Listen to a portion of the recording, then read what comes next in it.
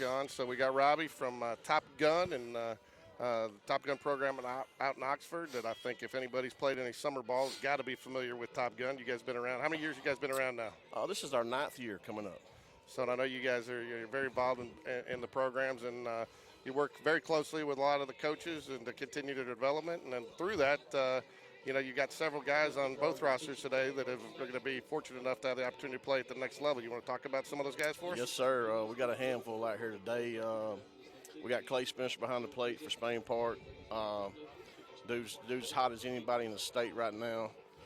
Evan Smallwood, number 7 at third base, been one of my favorite guys. He come on board with us when he was about 13 years old. Cole Edwards has done, as y'all probably see on a daily basis, some of the most craziest things on a baseball field. I've never seen a ball come off his bat any other way. He's hit some of the longest home runs I've ever seen. Ryan Cole, big guy on the mound for us, big stick for us. J.R. Thompson can do it all. Comes in and closes for us in the summer, can hit it, lay it down.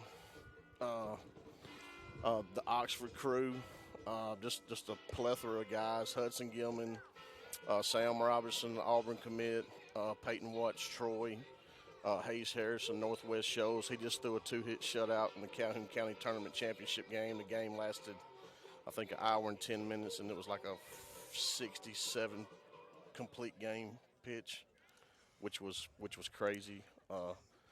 Probably won't have time to get to these other guys. R.J. Brooks helps us out tremendously. No, I mean, we can keep talking here. Talk a little bit, though, AHSA changed the rule, I think, 2 years ago, where, you don't have the limitations now on your rosters. Has that impacted your program at all? I mean, because you did have a mix of teams, so have you seen some programs wanting you to shift your teams to more guys from the same high school program, or what kind of impacts that had on you? It has, and what we try to do is we got 2 to 3 teams in every age group, and we'll try to break those guys up and give them a place to play. Take them to the best venues, the best stadiums out there where the most scouts are, and give them an opportunity to do that. That hurt us a little bit, but not as bad as you would think. That's one thing too. And again, never played for you, but played against you many times. But you guys have a very good reputation out there as putting the kids on the right team to get them the reps and development and really evaluating the guys. And then, if a kid does start to progress, he has the opportunity to move up to a team where he can still continue to push. So talk about how it seems like you guys are constantly evaluating these kids throughout the season and making sure they're in the right place. We take big pride in that, and I appreciate you saying that. And it goes, we just got a bunch of good coaches, and we're about developmental. We're about developing the kid first before we are wins and losses. To be honest, we really don't care about, we really say wins and learns. We really don't say the word loss any, and we don't go into a summer season looking to go 30-5 or 20-10. We just look to play every pitch and get better every single pitch in every game, and that's kind of what we let the parents know and the kids who kind of stick with us. And trust me, we learn from them just as much as they learn from us. But it's a constant coaching, and just Will Smith out here and Wes Brooks, Will for Spain and Wes for Oxford. We'll touch base with these guys and ask them, hey, for instance, what do you want Clay to work on this summer? What do you want Cole Edwards to do this summer? What do you want, Evan Smallwood to work on? And we kind of take what they tell us, and we try to incorporate that into what we do. And that's a big part of it. And I'm sure you've been around a long time, and my son plays travel ball, and he's with the East Coast Sox. But very good program. And my daughter, though, similar thing. And I have 2 daughters who played basketball. One, got into a situation where it wasn't, really wasn't the right program for her, and so you want to have a good travel ball experience, and you do.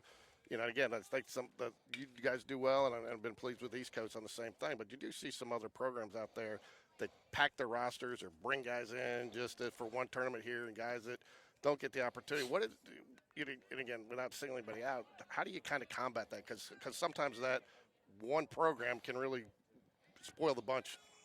I see it all the time. We're kind of basic. We're going to keep 13 people. Great play by the shortstop. We're going to keep 13 people. One person's going to sit the bench every game. We're going to have an EH, an XH, and a DH. You will not EH, XH, and DH 2 games in a row. Again, we're not there for the wins and losses. We're going to rotate our guys, and at the end of the summer, I don't never think I've had we've had some tough phone calls about, where we're playing, what we're doing, but I don't think we ever had a phone call about, we're not going to keep 16 people on the roster. We're not going to keep 18. We will go play a tournament with 10 people. We're okay with that. We'll go play a tournament with 9 people if it's just our 9. We don't want to put nobody in a bad spot, but, we want to take care of the people that, take care of us. And that's just kind of what we do. And the kind of last thing I want to mention again, you hear a lot of good things about you and your relationship. You have a lot of relationships with the high school coaches, and I think that's important because I think, you hear that you guys work in tandem with the high school coaches to, as you mentioned earlier, to help them develop, but also to help them reach that next level through either your contacts or the high school coaches. But you guys, you really work well with high school coaches, and I think that's a big, important part that some programs miss. And so how did you kind of develop that kind of part of your program? When we about 5 years ago, we got into the older guy group, and I just made phone calls. I just called Will Smith. I called, Coach Harris, Coach Mosley, my brother, and I just went and sat in the office and listened. I said, hey, how can I help? How can I help Spain Park win a state championship? How can I help Hoover High School win a state championship? What can I do, to help y'all? And we're not a program to where we're going to take, we're going to take y'all's best second baseman and put him in right field the whole summer. We, if it don't fit with us, we recommend going somewhere else because we want the kid, to get the best out of what he's trying to do, not what fits our agenda. And sometimes we'll lose a guy like that, but it's okay because I know I can lay down and sleep at night, and that's what's best for that kid because if he's a middle infielder, he don't need to be playing left field for us. We want colleges to look at him as a middle infielder, and we just don't have room for him, and we let them know that. And look, sometimes they say, hey, look, we still want to be on board, and we'll say, look, we'll try to get them out there as much as possible, and in practice, but in game, we're just upfront and honest. And when you do it like that, like, everybody's on the same page, and we're all moving in the right direction. Well, it's the right mentality to have because not every program is right for every kid, and keeping one kid just to get a fee for the summer actually can damage it, in the long term. And having that reputation, if you find a kid and helping them find the right program for them, that's really what it's supposed to be. It's supposed to be about the kids, and you guys do a great job. And I know every time we've played you guys, it's been fun, it's been competitive, and it's been quality teams and and also good sportsmanship. So I know that's you guys got a great program. You're doing a lot of great things for the kids. Well, we appreciate it, and I love this stuff. I could do this stuff 365 days out of the year if there was something for it. And I love being out here. We're on spring break right now, so we're fixing to play about 9 games in about 7 days, and I wish it was 19 games in 7 days. I love the game of baseball. It's so much like life, and I love being around kids, and I love helping kids. I had that conversation with somebody this week, because we're trying to find a girls basketball coach, And I'm a believer that you can learn as much. No offense, to teachers. Teachers are great because I think you got to have that combination because there's a lot of life lessons you can learn out here on the field or on the court, and there's a lot of things you got to learn without a doubt in the classroom. But when you put them together, you give a kid a chance to be a lot more successful. So, appreciate you joining us today. I'll let you go watch your kids and cheer them on both sides. So, appreciate you, and we look forward to seeing you. And I know this is going to be a fun game for these kids today because I know they've been looking forward to playing each other. And maybe get a little bragging rights for the summer, right?